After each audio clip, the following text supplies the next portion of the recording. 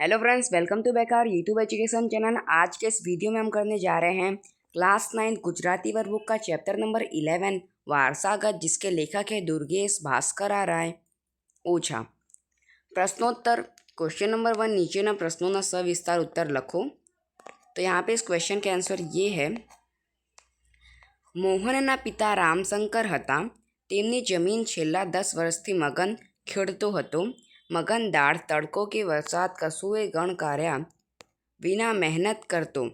પરિણામે દર વર્ષે ફળો, શાકભાજી અને અનાજનો બબલક પાક થતો અને તેથી અઢળક કમાણી થતી। મગનની મહેનતનો બદલો વાળવાનો શુભ વિચાર આવતા રામશંકરે મગનને જમીનનો એક કટકો કાઢી આપ્યો હતો, પરંતુ પાકું લખાણ થાય એ પહેલાં રામશંકરે દેહ છોડ્યો। સ્વજનોએ મોહનને જમીન પાછી મેળવી લેવા ચઢાવ્યો। સ્વજનોની હાજરીમાં મોહને મગનને ધમકાવ્યો અને તેની પાસેની જમીન તેની છે તેનો કોઈ આધાર, કોઈ લખાણ હોય તો બતાવવા કહ્યું।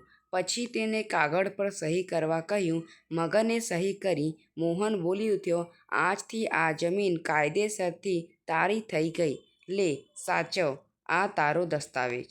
સ્તબ્ધ સ્વજનોએ પ્રશ્નસૂચક નજર માંડી એટલે મોહને મગનને ખભે હાથ રાખી કહ્યું, હું રામશંકરનો દીકરો છું। આ રીતે મોહને ખાનદાનીનો વારસો જણાવ્યો। આ રીતે આ પાઠનું શીર્ષક વારસાગત યોગ્ય છે। પ્રશ્ન 2, નીચેના પ્રશ્નોના 2-3 વાક્યોમાં ઉત્તર લખો।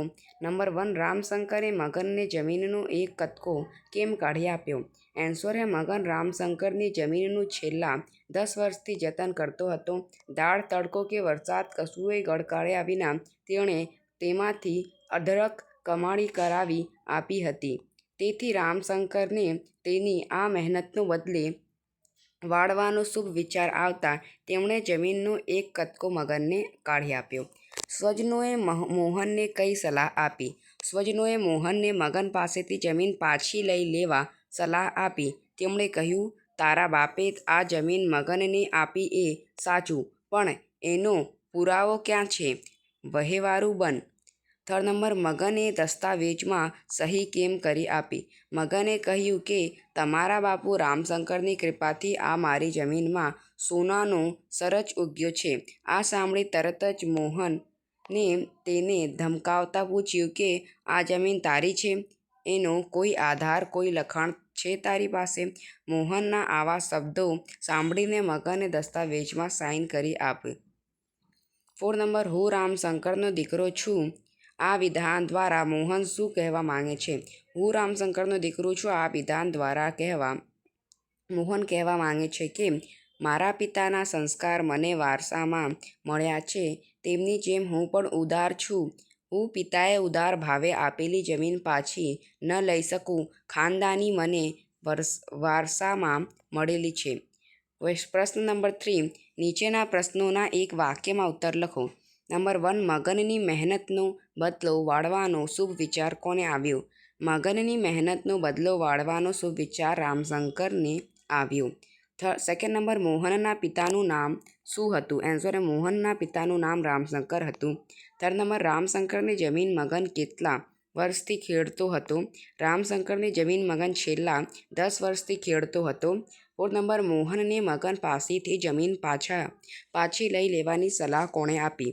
મોહનને મગન પાસેથી જમીન પાછી લઈ લેવાની સલાહ એના સ્વજનોએ આપી। 5 નંબર, આ જમીન તારી છે એનો કોઈ આધાર, કોઈ લખાણ છે તારી પાસે? આ વાક્ય કોણ બોલે છે? આ જમીન તારી છે એનો કોઈ આધાર, કોઈ લખાણ છે તારી પાસે? આ વાક્ય મોહન બોલે છે। 6 નંબર, મગન આજથી આ જમીન તારી, આ વાક્ય કોણ બોલે છે? મગન આજથી આ જમીન તારી, આ વાક્ય મોહન બોલે છે। 7 નંબર, લે આ કાગળોને કર સહી એટલે છેડો ફાટે, આ વાક્ય કોણ બોલે છે? લે આ કાગળોને કર સહી એટલે છેડો ફાટે, આ વાક્ય મોહન બોલે છે। 8 નંબર, મગન પગ નીચેની જમીન સરી જતી કેમ લાગી? આ જમીન તારી નથી એવા મોહનના શબ્દો સાંભળીને મગનની પગ નીચેની જમીન સરી જતી લાગી। ક્વેશ્ચન નંબર 4, કોષમાં આપેલા વિકલ્પોમાંથી યોગ્ય વિકલ્પ પસંદ કરી ખાલી જગ્યા પૂરો। નંબર 1 વારસાગત 10 પ્રકારની સાહિત્ય કૃતિ છે. એન્સર है નવલિકા. સેકન્ડ નંબર દુર્ગેશ ઓઝા રચિત કૃતિ 10 છે. એન્સર है વારસાગત. ક્વેશ્ચન નંબર 5 નીચે આપેલા વિધાનો ખરા છે કે ખોટા તે જણાવો. નંબર 1 રામશંકરનું કરદ્રુપ ખેતર જોઈ મગનની દાનત બગડી. એન્સર है ટ્રુ. સેકન્ડ નંબર મગન માટે રામશંકરનો બોલ જમીનનો મુખ્ય આધાર હતો. એન્સર ખરું. થર્ડ નંબર પિતા રામશંકરના ઉદાર સ્વભાવને વારસો મોહન જાળવી શક્યો નહીં. એન્સર ખોટું. વ્યાકરણ નંબર 1 સાચો સમાનાર્થી શબ્દ શોધીને લખો. જતન કા સંભાળ, મબલક કા પુષ્કળ.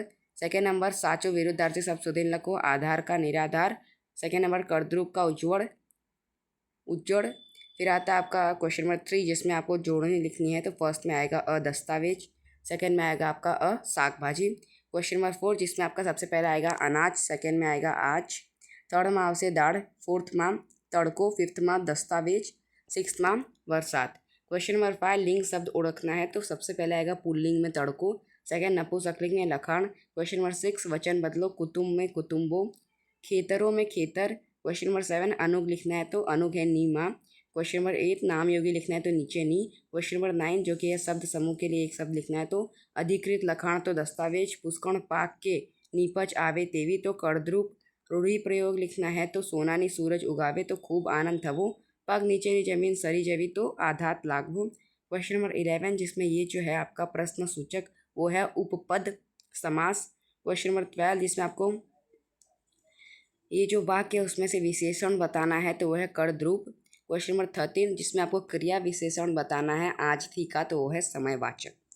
तो इसी के साथ आपका चैप्टर फिनिश होता है. अगर आपको हमारा वीडियो अच्छा लगे तो इसे लाइक सब्सक्राइब शेयर कीजिए. मिलते हैं अगले वीडियो में. जय हिंद जय भारत.